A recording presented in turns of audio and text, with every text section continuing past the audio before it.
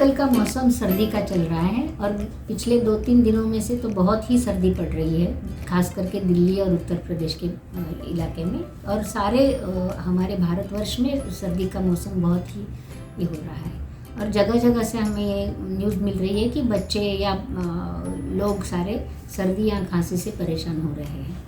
ये होने का कारण ये होता है कि सर्दी से हमारे रेस्पिरेटरी सिस्टम, श्वासवाह संस्थान पे थोड़ा सा असर होता है और ख़ासकर दिल्ली जैसे शहरों में जो पोल्यूटेड शहर रहते हैं तो उसके वहाँ के लोगों को ज़्यादा तकलीफ होती है। तो इसके लिए हम क्या कर सकते हैं? तो पहले तो हमें सर्दी से बचना है, एक तो ये है, लेकिन खान पान में भी हम कुछ चीज़ें ऐसी कर सकते हैं कि जिससे हमारी इम्यूनिटी बढ़ सकती है और उसको हम ये जो बाहर का इफ़ेक्ट है उसको कंट्रोल कर सकते हैं।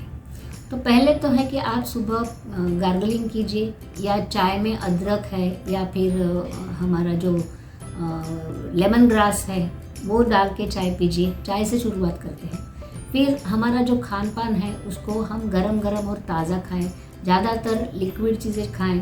सेकेंडली जो इस सीज़न में कफ बढ़ने की संभावना ज़्यादा होती है, तो कफ कम करने के लिए हमारे खान पान में हम अदरक का प्रयोग कर सकते हैं, सौंठ का प्रयोग कर सकते हैं, काली मिर्च का प्रयोग कर सकते हैं। सूप, सलाद में ज़्यादा नहीं खाने चाहिए क्योंकि सलाद से कफ बढ़ता है। तो अगर खाना है तो उसके ऊपर आप ये सेंधा नमक है या काली मिर्च है उसको छिड़क के खाइए। उपमा है या फिर जो दलिया है, इस तरह के जो पदार्थ है उनका सेवन आप कर सकते हैं। इस सीज़न में भूख भी ज़्यादा लगती है क्योंकि बाहर की ठंडी से हमारे जो वेसल्स होते हैं, जो वाहिनियाँ होती है हमारी की, वो कॉन्स्ट्रिक्ट हो जाती है और भूख ज़्यादा लगती है हमें। तो इसलिए हमारे खान पान में अच्छी जैसे स्निग्ध पदार्थ है, जैसे गोंद के लड्डू है, तिल के लड्डू है, इनका प्रयोग ज़्यादा होना चाहिए, घी का प्रयोग होना चाहिए, सरसों का तेल का प्रयोग होना चाहिए। और अभी गुजरात के साइड में हम देखते हैं कि उंधियो नाम की एक सब्ज़ी पकाते हैं जिसमें बहुत सारी सब्जियां मिला के वो सब्ज़ी बनाई जाती है। इसी तरह से हर एरिया में कुछ न कुछ एक इस तरह का होता है। बाजरे का सेवन हम ज़्यादा कर सकते हैं क्योंकि बाजरा जो होता है गर्म होता है और ठंडी से बचने के लिए बाजरा हमें शरीर में गर्मी पैदा करता है। ड्राई फ्रूट्स का सेवन हम अच्छी तरह से करें, उसमें बादाम है, अखरोट है, पिस्ताचू है, ये हम हमारे डाइट में कर सकते हैं। रागी, आजकल ये ईयर जो है वो मिलेट का ईयर हम प्रमोट कर रहे हैं, WHO ने कहा है, तो इसमें रागी का सेवन आप ज़्यादा से ज़्यादा कर सकते हैं। रागी है, बाजरा है, ज्वार है, इनका सेवन कीजिए। उनका सेवन करते समय उनके लड्डू बनाइए या फिर उनका बाकी जैसे हम रवा का उपमा बनाते हैं, सूजी का उपमा बनाते हैं, इडली बनाते हैं, तो इन चीज़ों को बनाने में इन सारे चीला बनाते हैं, तो इन सारे मिलेट्स का प्रयोग हम कर सकते हैं।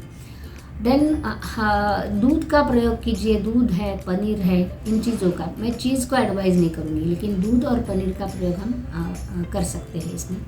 तो इस तरह से जो भी चीज़ें हमारा खान पान से हम इम्यूनिटी बढ़ाने, स्ट्रेंथ बढ़ाने के लिए कर सकते हैं। आयुर्वेद में खास तरह से ऋतुहरित के नाम से एक ये चलाया जाता है। हरड़ जो होता है, हरड़, वो हरड़ को हर ऋतु में एक अलग चीज़ के साथ अगर खाते हैं तो हमारी इम्यूनिटी नेचुरली बढ़ती रहती है। जैसे ये ऋतु जो होता है, हेमंत ऋतु हम इसे कहते हैं, शिशिर और हेमंत, जो सर्दी के ऋतु होते हैं उसको हेमंत और शिशिर कहते हैं। तो इन दोनों ऋतु में, इस हेमंत ऋतु में हरड़ का सेवन, हरड़ के पाउडर का सेवन अगर शुंठी के पाउडर के साथ करें, सौंठ के पाउडर के साथ करें तो उससे हमारी इम्यूनिटी बढ़ती है। हरड़ जो होती है वो इम्यूनिटी बढ़ाने, इम्यूनोमॉड्यूलेटर करके काम करती है।